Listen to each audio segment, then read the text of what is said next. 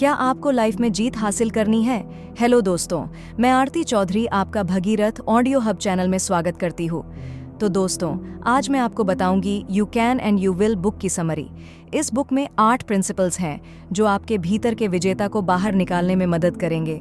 इन principles को सुनिए और फिर उन्हें अपने जीवन में इस्तेमाल कीजिए और फिर तैयार हो जाइए, क्योंकि आप वो जिद हासिल करने वाले हैं जो आज तक आपने कभी सोचा भी नहीं होगा। आप कर सकते हैं और आप करेंगे। तो इस बुक समरी को ध्यान से सुने। तो चलिए इस बुक समरी को शुरू करते हैं। चैप्टर 1, अपना लक्ष्य अपने सामने रखें। ये बात स्टडीज में सामने आई है कि जब आप किसी चीज को बार बार देखते हैं तो वो चीज आपके अवचेतन मन में गहराई से बैठ जाती है। ये एक जानी मानी तकनीक है अपने सपनों तक पहुंचने की, मगर कई बार ऐसा भी होता है कि आप अपनी पूरी काबिलियत नहीं दिखा पाते। ऐसा इसीलिए नहीं कि आप काबिल नहीं हैं या उतने स्मार्ट नहीं हैं, बल्कि इसलिए क्योंकि आपने अपनी आंखों के सामने गलत चीज रखी है। कुछ ऐसा चुनिए जो आपके सपने से मेल खाता हो। उदाहरण के लिए, अगर आप एक मेडिकल स्टूडेंट हैं तो अपनी मेज पर एक प्लास्टिक की खोपड़ी रखें और जब भी आप पढ़ने के लिए बैठेंगे तो आपके सामने वो प्लास्टिक की खोपड़ी होगी जो आपको आपके लक्ष्य की याद दिलाती रहेगी और आपको ये याद रहेगा कि आपको जिंदगी में क्या हासिल करना है। इसका आपकी पढ़ाई पर एक सकारात्मक असर पड़ेगा, क्योंकि ये आपको हमेशा आगे बढ़ने के लिए प्रेरित करती रहेगी। मान लीजिए कि आप शादी करना चाहते हैं तो अपने घर को खाली चित्रों से भर दें। अब जहाँ कहीं भी आप जाएंगे, उन खाली चित्रों पर नज़र पड़ते ही आपका शादी करने का इरादा और भी मजबूत होता जाएगा। और अगर कोई आपसे पूछे ये खाली चित्र किस लिए है, तो कहिए कि उस पत्नी के लिए जो मेरे जीवन में आने वाली है। अगर आप ये सोच रहे हैं कि आप छोटे सपने देख रहे हैं ना कि बड़े, क्योंकि आप भगवान को तकलीफ नहीं देना चाहते ताकि ऊपर वाले को आसानी हो आपके छोटे सपने पूरा करने में, तो यकीन मानिए ये सच नहीं है, बल्कि ये इसके एकदम उलट है। जब आप 20 सपने देखते हैं तो ऊपर वाला खुश होता है। सारे बंधन तोड़ दीजिए और कहिए, मैं अभी नहीं जानता कि ये कैसे होगा भगवान, मगर मैं ये जानता हूँ कि ये जब भी होगा तुम्हारी मदद से होगा। भगवान पर असीमित विश्वास रखकर ही आप उसे प्रसन्न कर सकते हैं। चाहे परिस्थितियां कितनी भी अजीब लगे, खुद को विश्वास दिलाए कि सब ठीक है, क्योंकि भगवान की शक्ति अपरंपार है। हमारे साधन, परिस्थितियां या शिक्षा कोई मायने नहीं रखती जब भगवान हमारी इच्छा पूरी करना चाहे। जो हम मांगते हैं प्रभु उससे बढ़कर ही हमें देता है, बस अगर आपका उस पर पक्का विश्वास हो तो। और अपने सपनों को कभी मत भूलिए, हार कभी भी मत मानिए। भगवान का आशीर्वाद सदा आपके साथ रहेगा। इस बात की अगर आप कल्पना भी नहीं कर सकते तो मत कीजिए। अगर आप अपने लक्ष्य को अपने सामने नहीं रखेंगे और पूरी शिद्दत से उसका यकीन नहीं करेंगे तो आप कभी भी उसे हासिल नहीं कर सकते। हिल्टन होटल्स के फाउंडर कॉनराड हिल्टन एक दिन एक लेख पढ़ रहे थे जो न्यूयॉर्क के वॉल्डोर्फ एस्टोरिया होटल के बारे में था। वो इस बात से बेहद प्रभावित हुए कि वो होटल कितना बड़ा और शानदार था। कितना सुंदर है वो होटल। वो एक दिन उस होटल का मालिक बनने के सपने देखने लगे। अगर वो इस बात को सीधे सीधे सोचते तो ऐसा हो पाना नामुमकिन लगता, मगर उन्होंने इसको कुछ अलग तरीके से सोचा, ऊपर वाले की मर्जी से सोचा। उन्होंने उस लेख में से होटल की तस्वीरें काटकर अपने सामने लगा दी। वो उन तस्वीरों को बार बार देखते रहते जब तक कि उनका ये सपना पूरा नहीं हो गया और उनकी कंपनी ने उस होटल के लगभग 250,000 शेयर्स नहीं खरीद लिए। नकारात्मक विचारों को कभी भी खुद पर हावी मत होने दीजिए। हो सकता है किसी दिन आप एक बहुत ही तंदुरुस्त व्यक्ति को देखें और खुद से कहें कि मैं तो ऐसा कभी भी नहीं बन सकता, या फिर आप एक बड़ा सा शानदार मकान देखकर अपने से कहें कि मैं कभी भी ऐसा कुछ नहीं खरीद सकता। इन नकारात्मक विचारों का आपकी सफलता पर गहरा असर पड़ता है, क्योंकि वो आपको आगे बढ़ने से रोकती है, आपके नज़रिए को सीमित कर देती है। इसलिए आपको अपना नज़रिया बदलना पड़ेगा। एक बार एक आदमी था जो हमेशा से ही एक कलाकार बनने के सपने देखता था, मगर वो अंदर से टूटा और बेमकसद था। उसका परिवार इतना गरीब था कि वो लोग वैन में रह रहे थे। एक दिन वो इतना निराश हुआ कि वो अपनी पुरानी गाड़ी से एक पहाड़ की चोटी पर पहुंचा और नीचे झांक कर देखा। उसने कुछ ऐसा किया जिसके बारे में उसने कभी सोचा भी नहीं था। वो गाड़ी से उतरा और खुद के लिए एक $10 मिलियन का चेक लिखा, अपनी अभिनय सेवा के लिए।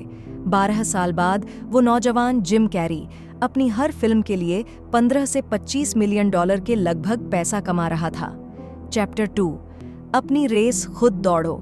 आपकी रोजमर्रा की जिंदगी में ऐसे कई लोग होंगे जो आपकी जिंदगी को नियंत्रित करने की कोशिश करते होंगे। उनका इरादा नेक हो सकता है, मगर अपनी जिंदगी को नियंत्रित करने वाले सिर्फ आप होने चाहिए। आपको अपनी रेस खुद ही दौड़नी पड़ेगी। अगर आप अपनी सफलता की कहानी नहीं लिखेंगे तो कोई दूसरा लिख लेगा और फिर आपके लिए कुछ नहीं बचेगा। सबको खुश रखना नामुमकिन है। चाहे आप जो मर्जी कर लीजिए, आप सबको खुश नहीं रख सकते। इस कोशिश में आप खुद को वो काम करते हुए पाएंगे जो आप नहीं करना चाहते या आपको नहीं करने चाहिए। अगर हर बार कोई ना कोई आपके काम में इतनी नुक्ताचीनी करने लगे कि आप वो काम करना ही छोड़ दो, तो आप कभी भी कुछ नहीं कर पाओगे, क्योंकि हर कोई आपको उसकी जगह पर रखकर देखने की कोशिश करेगा, मगर आप अपनी जगह पर कायम रहे, क्योंकि अगर आप उनके हिसाब से चलना शुरू भी कर दे तो वही लोग फिर भी कुछ न कुछ कमी निकाल ही लेंगे। किसी ने एक बार कहा था कि जब आप 20 के होते हो तो आपको ये फिक्र रहती है कि सब आपके बारे में क्या सोचते हैं, मगर 40 में आप ये परवाह करना छोड़ देते तो, और 60 में आपको पता चलता है कि कोई आपके बारे में तो सोच ही नहीं रहा था। तो खुद को लोगों की राय से मुक्त रखिए, तभी आप सही मायनों में पूरी तरह से आज़ाद हो सकेंगे। हमेशा अपनी जिंदगी का एक लक्ष्य रखिए। इस बात के लिए तैयार रहे कि हो सकता है कि इस लक्ष्य को पूरा करने की यात्रा में भले ही कुछ लोग आपका साथ ना दें, आपसे दूर हो जाए तो भी परवाह मत कीजिए। जो रास्ता आपने चुना है वो भगवान ने आपके लिए पहले से ही निर्धारित किया है। लोगों से ज्यादा आपको ऊपर वाले की मंजूरी की ज़रूरत है, क्योंकि लोगों की राय हमेशा आपको उलझन में डाल देगी और आप कभी भी स्पष्ट नहीं सोच पाएंगे। तो औरों की बिन मांगी राय पर आपको ये कहना सीखना ही पड़ेगा कि आपका शुक्रिया, मगर मुझे इसकी ज़रूरत नहीं है। जिनकी बार बार खुशामद करनी पड़े, ऐसे लोगों से ज़रा बच के रहे, क्योंकि यही वो लोग होते हैं जिनके लिए चाहे कितना भी कुछ क्यों ना किया जाए, आप उन्हें कभी संतुष्ट नहीं कर सकते। हर बार वो कुछ ना कुछ कमी निकालते ही रहेंगे। आप ज़रा सा चुके नहीं कि ऐसे लोग आपकी ज़िंदगी की बागडोर अपने हाथ में लेने की कोशिश करने लग जाते हैं। इन लोगों को खुश करना लगभग नामुमकिन है, क्योंकि ये आपसे कभी खुश नहीं होते और ना ही कभी तारीफ के दो बोल बोलते हैं। अगर आपका कोई दोस्त सिर्फ अपने मतलब के लिए दोस्ती निभा रहा है, तो ऐसे लोगों से दूरी बना लेना ही बेहतर होगा। अगर वो आपकी जिंदगी से जाते हैं तो चले जाएं। स्टोरी। एक बहुत पुरानी कहानी है, एक दादा और पोते की। एक बार एक दादा अपने पोते को अपने गधे पर बैठाकर कहीं ले जा रहा था। कुछ दूर जाने पर लोग उन्हें देखते हैं तो कहते हैं कि देखो, ये पोता कितना स्वार्थी है, खुद तो गधे के ऊपर बैठा है और अपने बूढ़े दादा को पैदल चलने पर मजबूर कर रहा है। लोगों की बातें सुनकर दादा परेशान हो जाता है। वो अब पोते को उतार कर खुद गधे की सवारी करने लगता है, मगर कुछ आगे जाने पर फिर से कुछ लोग उन्हें देखकर कहते हैं, अरे दादा तो बरहा मतलबी है जो खुद अकेले गधे की सवारी कर रहा है और बेचारे पोते को पैदल चला रहा है। लोगों की बातों से परेशान होकर दादा इस बार पोते को भी अपने साथ गधे पर बैठा लेता है, मगर इस भी बार लोग उन दोनों को भला बुरा बोलने लगते हैं कि दादा पोता कितने निर्दयी हैं, जो दोनों उस गधे पर बैठकर उस पर अपना सारा बोझ डाले हुए हैं। इस कहानी का सार ये है कि आप चाहे जो भी कर लें, फिर भी सबको एक साथ खुश नहीं रख सकते। कुछ लोग फिर भी आपकी आलोचना करते रहेंगे, तो बजाय सबकी परवाह करने के अपना एक लक्ष्य खुद ही चुनिए और उस पर डटे रहिए जब तक सफलता नहीं मिल जाती। चैप्टर 3, अपने जीवन में अच्छी चीज़ों की उम्मीद कीजिए। ये एक नियम है कि जब आप अपने लिए बेहतर चीज़ों की आशा करते हैं तो वो बेहतर चीज़ें खुद ब खुद आपको मिलती है। लेकिन जब आप बार बार निराशाजनक बातें सोचेंगे तो क्या होगा? जाहिर है वही निराशा आपके जीवन में आएगी, क्योंकि आप जो सोचते हैं वही आपके साथ होता है। भगवान हमेशा आपको वही देता है जिसका ख्याल आपके दिल में बना रहता है। हर सुबह ये सोचकर उठिए कि आज आपका दिन बहुत ही शानदार गुजरने वाला है।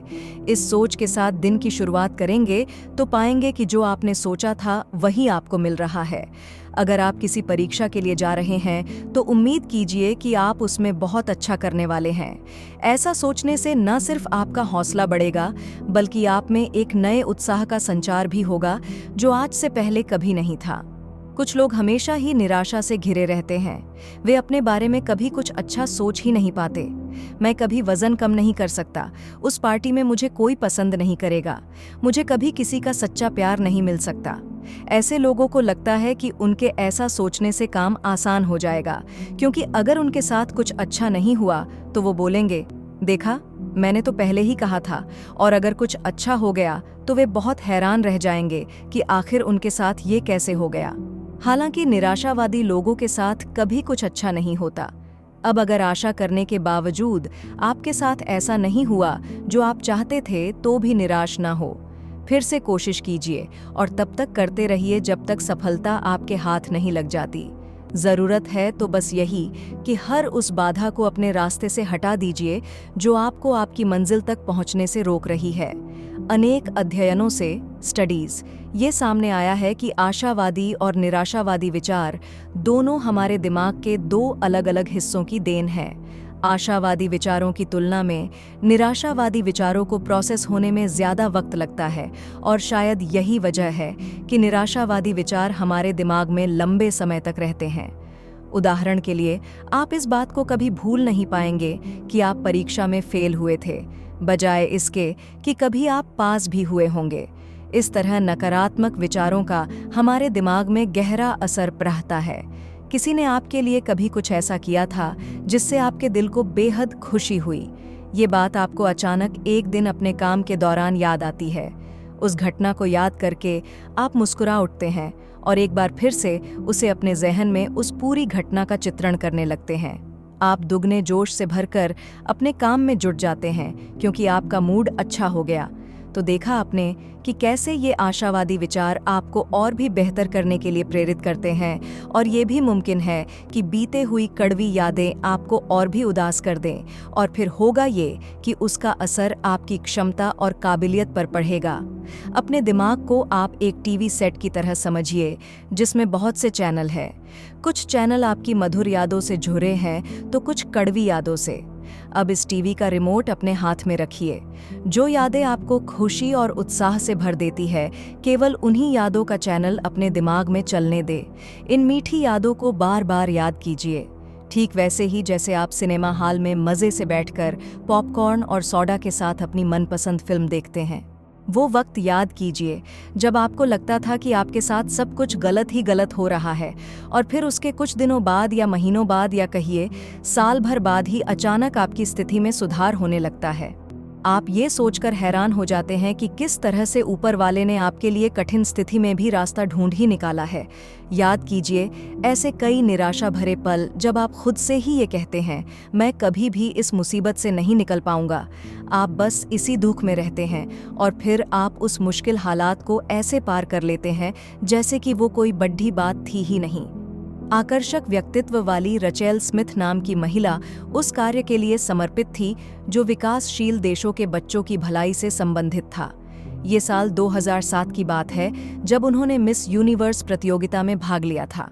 प्रतियोगिता के दौरान स्टेज पर चलते उनका संतुलन बिगड़ा और वे अपने पीठ के बल गिर पड़ी। ये उनकी जिंदगी का एक बेहद शर्मनाक पल था। वहां उपस्थित लोगों की भीड़ उन पर हंसने लगी और गिरने का मजाक उड़ाने लगी। हालांकि वो तुरंत उठकर खड़ी भी हो गई और उन्होंने अपने रैंप वॉक भी पूरी की। उन्होंने वहां रखे सवालों के बक्से से अपने लिए एक पर्ची चुनी जिस पर लिखा था, अगर आपको अपना मनपसंद पल फिर से जीने को मिले तो वो क्या होगा। बिना किसी झिझक के उन्होंने जवाब दिया कि वो साउथ अफ्रीका में बिताए अपने उन पलों को फिर से जीना चाहेंगी जब उनकी कोशिश से ज़रूरतमंद बच्चों के चेहरे पर मुस्कान आई थी। उस मुस्कान को दोबारा देखने के लिए ही वो उस वक्त में वापस जाना चाहेंगी, बजाय इसके कि वो एक बार फिर से स्टेज पर बिना गिरे वॉक पूरी करे। उन्होंने उस कड़वी याद को तुरंत ही अपने दिमाग से भुला दिया था और उन पलों को याद रखा था जिनसे उन्हें खुशी मिली।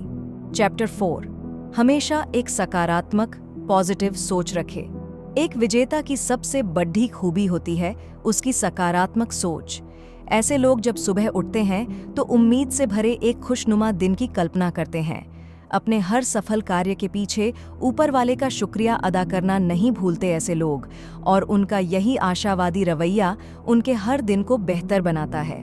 अब जरा कल्पना कीजिए कि आप एक गाड़ी चला रहे हैं जिसका सारा नियंत्रण आपके हाथों में है। आप चाहे तो उसे आगे ले जाएं या पीछे, मगर उसके लिए ताकत बराबर ही लगेगी, है ना? ठीक उसी तरह हमारी जिंदगी की गाड़ी भी चलती है। अब ये आपके हाथ में है कि आप उसे अपने सकारात्मक विचारों से आगे बढ़ाएं या फिर नकारात्मक विचारों से भरकर कामयाबी की दौड़ में बहुत पीछे रह जाए। हम में से बहुत से लोग ऐसे हैं जो अपनी हर असफलता का दोष परिस्थितियों पर डाल देते हैं। आप उन्हें अक्सर ये कहते हुए सुन सकते हैं कि मेरा बचपन बहुत अभावों में बीता, इसलिए मैं ये नहीं कर पाया, या फिर उनकी बीमारी ने उन्हें चिड़चिड़ा बना दिया है। मगर ये सारे बहाने हैं सफलता हासिल न कर पाने के।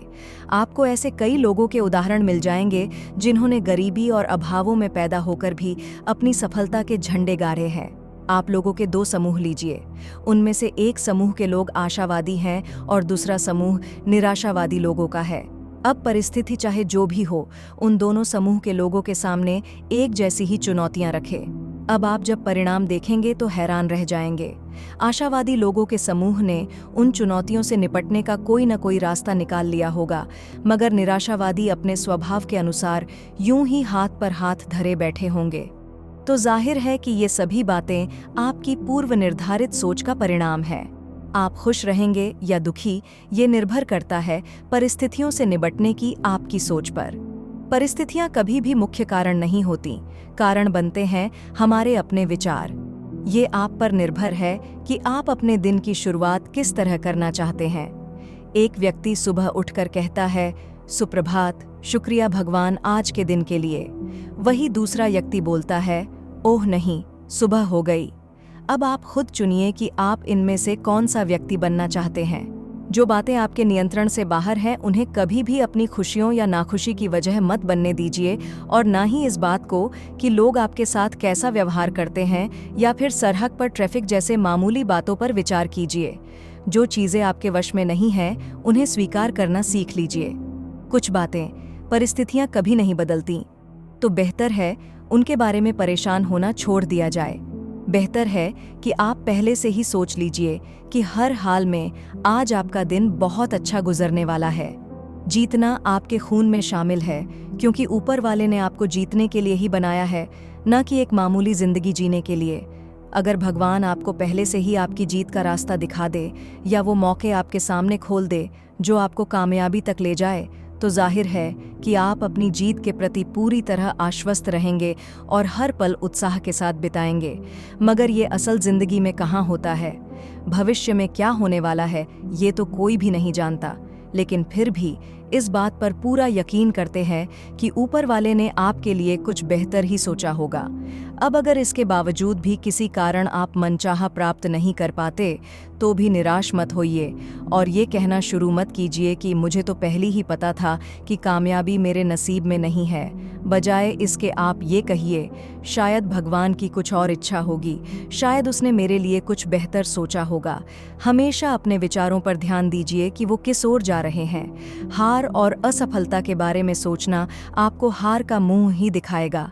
हो सकता है कि आपकी यही निराशावादी सोच आपके जीवन में सच्चे प्यार को आने ही ना दे रही हो।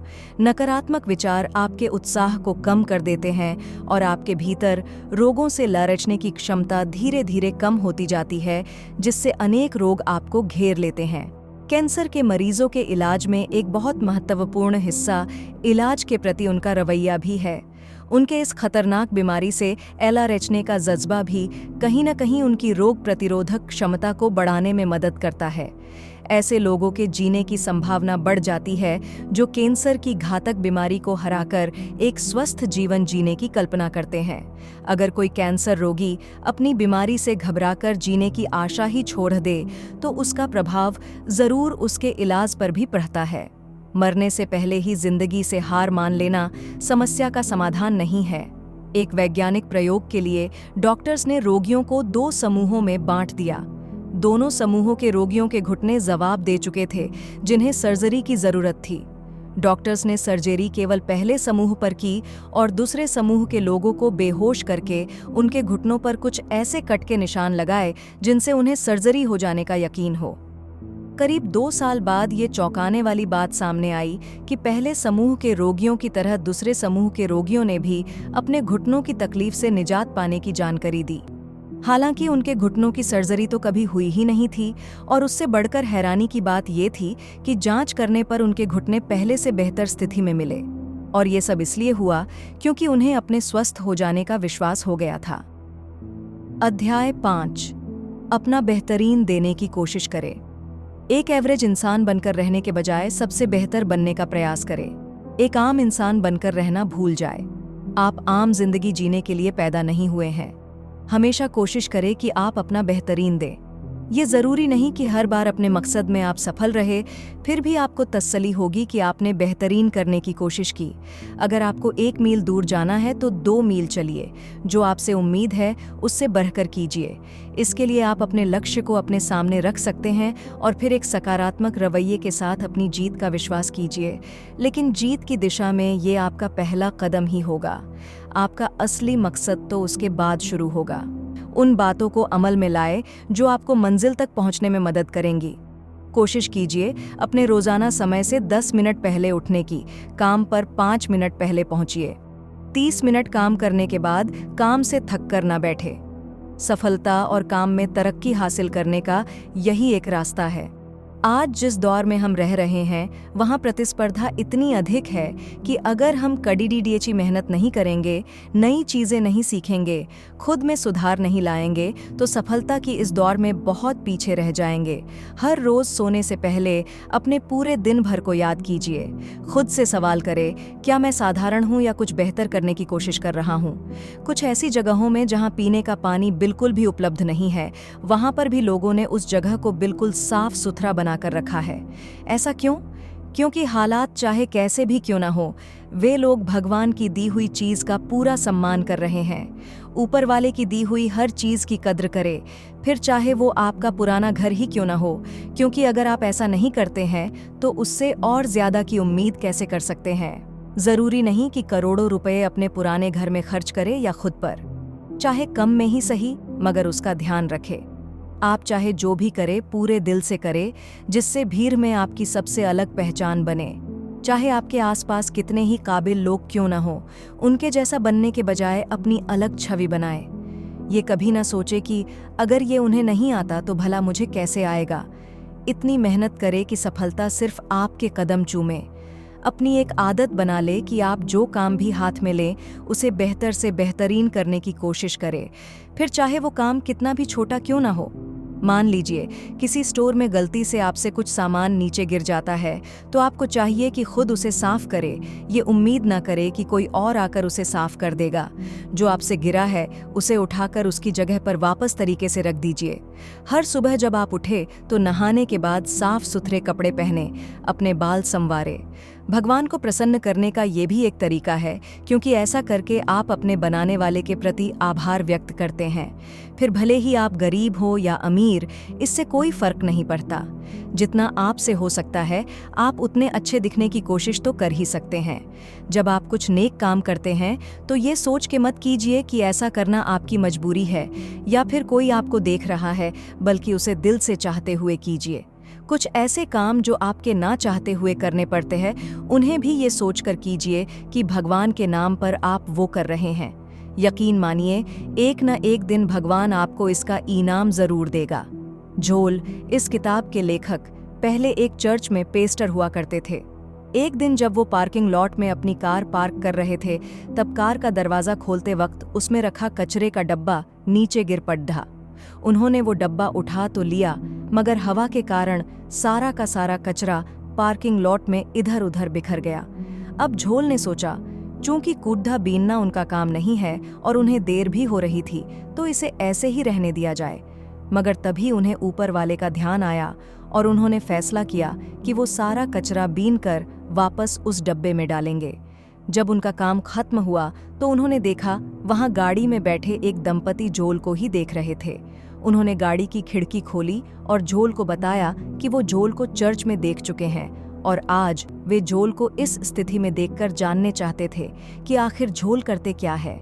कहना ना होगा कि झोल ने भगवान का शुक्रिया अदा किया जो उसने उन्हें शर्मिंदा होने से बचा लिया। तो इस तरह भगवान ने उन्हें उनकी नेकी का फल दिया। चैप्टर 6, अपनी मंजिल की तरफ बढ़ते रहे। आप चाहे कितने भी माहिर और अनुभवी क्यों ना हो, सीखना कभी मत छोड़िए, क्योंकि सीखने का कोई अंत नहीं है। जीवन में इतना कुछ है सीखने के लिए कि आप जिंदगी भर भी सीखे तो कम है। कई लोग सोचते हैं कि एक बार स्कूल या कॉलेज की पढ़ाई पूरी हो जाने के बाद उन्हें कुछ और सीखने की आवश्यकता नहीं है, कुछ नया पढ़ने की ज़रूरत नहीं है। तो क्या आप जो कुछ भी सीखते हैं, क्या वो सिर्फ स्कूल तक ही सीमित है? नहीं, बिल्कुल नहीं, क्योंकि सीखना कभी खत्म नहीं होता। ऐसी कई चीज़ें होंगी जो आपने अब तक नहीं सीखी होंगी। अगर आप में कोई हुनर है तो उसे अभ्यास से और निखारिए, क्योंकि जब आप सीखना छोड़ देते हैं तो आप अपने हुनर को खोने लगते हैं जो भगवान ने आपको आशीर्वाद स्वरूप दिया है। जीवन में हर चीज़ अभ्यास से ही सीखी जाती है। बार बार अभ्यास कीजिए, मगर रुकिए नहीं। अगर आपने अभ्यास करना छोड़ दिया तो जहां आप आज हैं, अगले साल भी बस वही के वही रह जाएंगे। आप नहीं तो कोई और आपसे आगे निकल जाएगा और आपको पूरे एक साल के लिए पछाड़ देगा। आप चाहे जो भी हो, एक अध्यापक, डॉक्टर, इंजीनियर या फिर कोई मामूली कामगार या फिर एक विद्यार्थी ही क्यों ना हो, खुद को आगे बढ़ने से कभी रोकिए मत, क्योंकि आपकी जिम्मेदारी ना सिर्फ अपने और अपने परिवार के प्रति बल्कि उस ऊपर वाले के प्रति भी एक जिम्मेदारी है।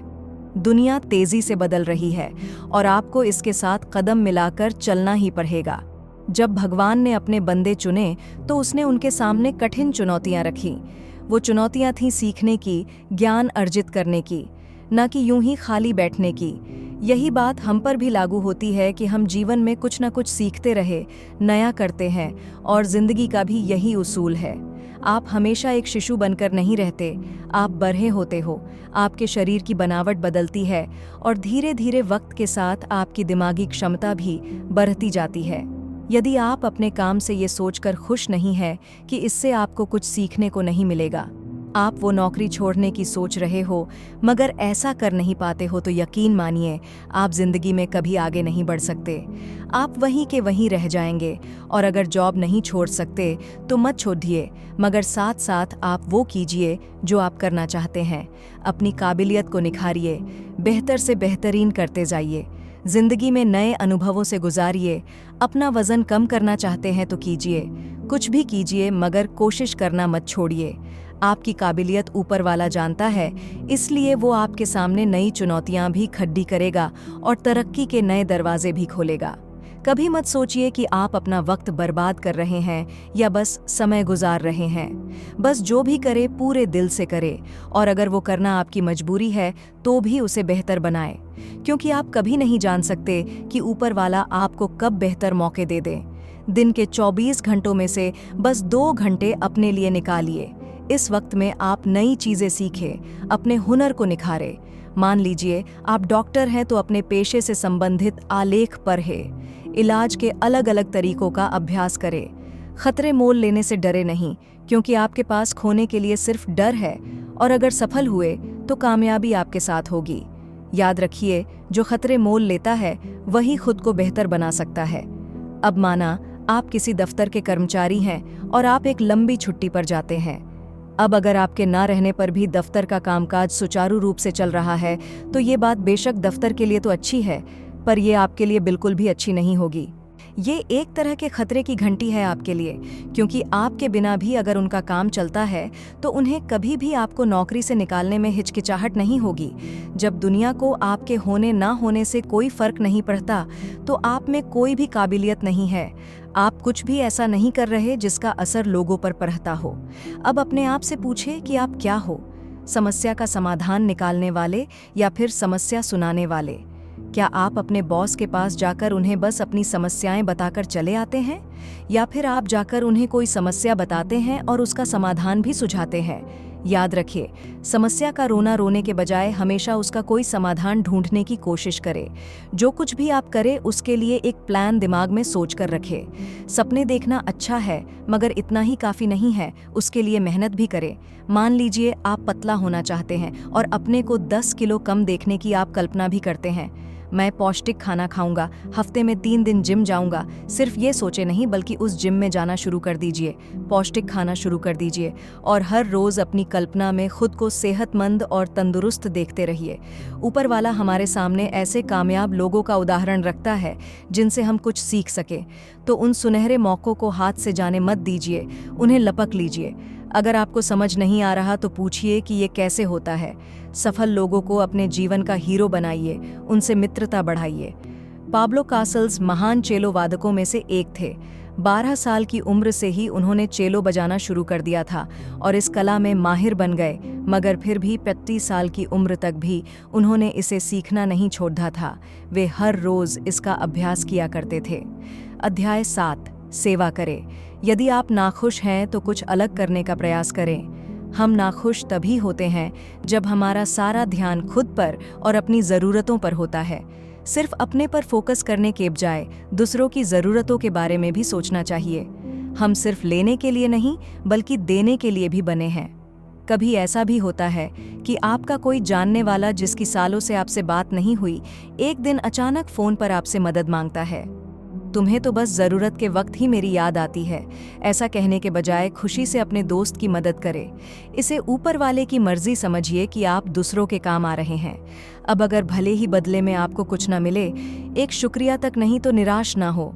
वो कहावत तो आपने सुनी ही होगी, नेकी कर और दरिया में डाल दे। क्या आपने कभी महसूस किया है कि आप किसी के लिए कुछ करने गए जिसमें आपको बहुत दिक्कतें आई, काम बहुत मुश्किल लगा, मगर उसके बाद बजाय बुरी तरह थक जाने के आपने खुद को जोश से भरा महसूस किया, जैसे कि कहीं से ताकत और उत्साह का एक पुंज आपके भीतर समा गया हो। यही तो दूसरों की सेवा करने का प्रभाव है। ये आपका मूल स्वभाव है कि आप दूसरों की सेवा के लिए ही बने हैं। खुद के लिए कुछ हासिल करना बुरी बात नहीं है।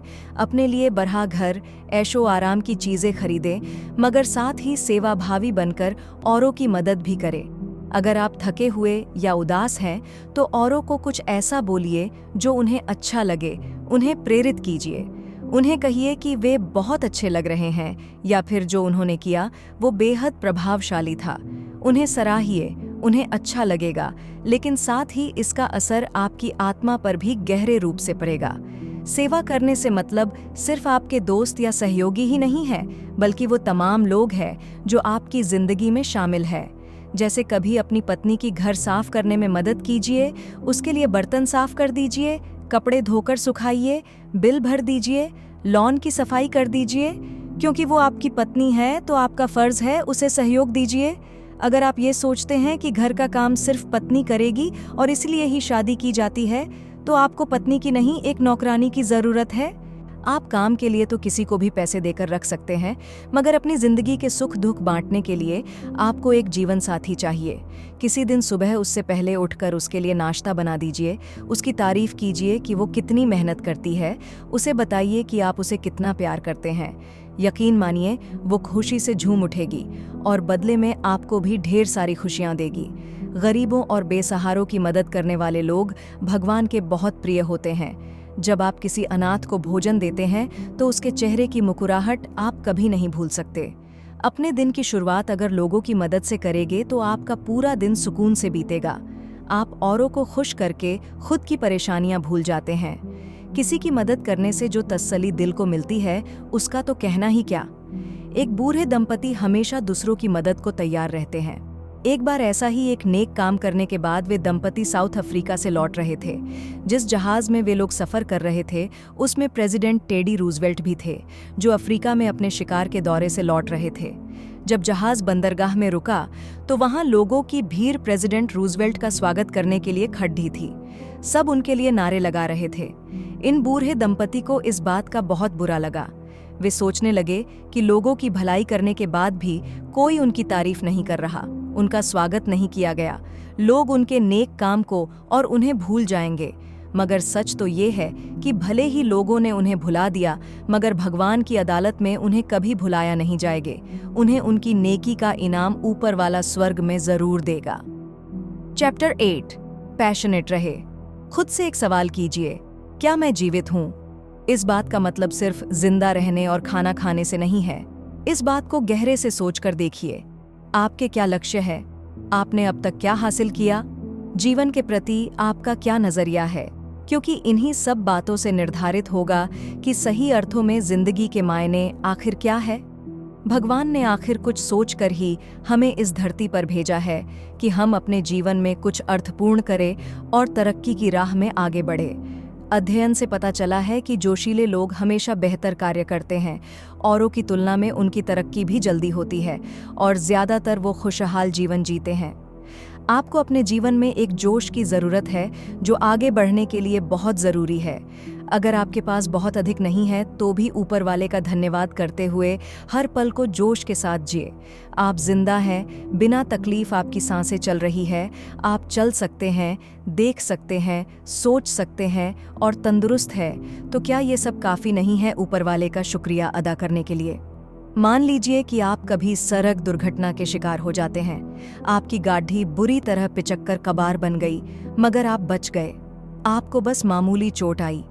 तो इस बात का शुक्र मनाइए कि ऊपर वाले की मेहरबानी आप पर थी जो आप बाल बाल बचे। गाड़ी गई तो गई, मगर जान तो बची। भगवान की दी हुई हर चीज़ को नेमत मानिए, उसकी कद्र कीजिए। जब भगवान ने आपको एक पत्नी दी, आप खुश थे कि भगवान की कृपा आप पर हुई। तो अब उसी पत्नी का सम्मान कीजिए, उसका ध्यान रखिए, क्योंकि वो आपको भगवान का दिया हुआ तोहफा है। अगर पत्नी की कोई बात पसंद ना आए तो ये मत सोचे कि भगवान ने मुझे ऐसी पत्नी क्यों दी, बल्कि शुक्र मनाए कि आपकी पत्नी आपके लिए इतना कुछ करती है, आपके सुख दुख में साथ देती है। जब आप बीमार पड़ते हैं तो वही आपकी सेवा करती है। जो कुछ भी आप करें उसे 100% दिल से करें। कमियां ढूंढने के बजाय अपने इरादों पर कायम रहे। जो आपको करना अच्छा नहीं लगता, मसलन कपड़े धोना या कोई और काम, तो उसे दुखी मन से ना करे, बल्कि भगवान के लिए पूरे मन से करे। मैंने एक बार एक पुलिस ऑफिसर को देखा जो शहर के सबसे व्यस्त चौराहे पर ट्रैफिक नियंत्रित कर रहा था। मैंने देखा उसके हाथ हवा में लहरा रहे थे और वाहनों को निर्देश देते हुए वो एक तरह से नाच ही रहा था। उसके काम करने का ढंग इतना निराला था कि कुछ गाड़ी वाले उसे सड़क के किनारे रुककर उसे ही देखने लगे। उसने एक तरह से वहां मनोरंजन का माहौल पैदा कर दिया था।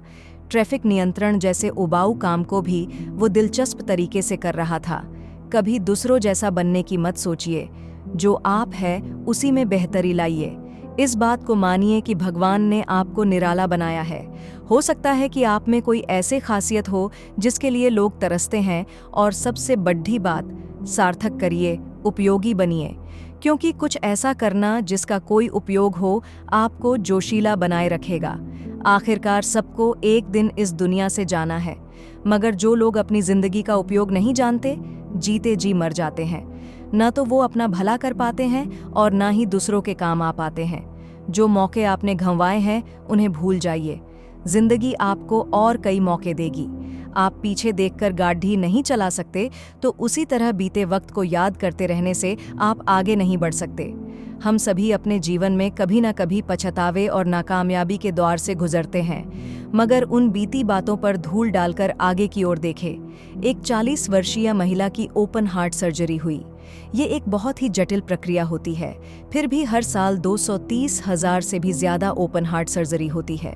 सर्जरी हो जाने के बाद उस महिला का दिल नहीं धड़का, यहाँ तक कि खास दवाइयों का भी असर नहीं हुआ। सर्जन ने हर संभव कोशिश की, मगर वो दिल को दोबारा धड़काने में असफल रहा। वो इसे मरीज का भाग्य समझकर हार मानने ही वाला था कि उसने एक अंतिम बार कोशिश की।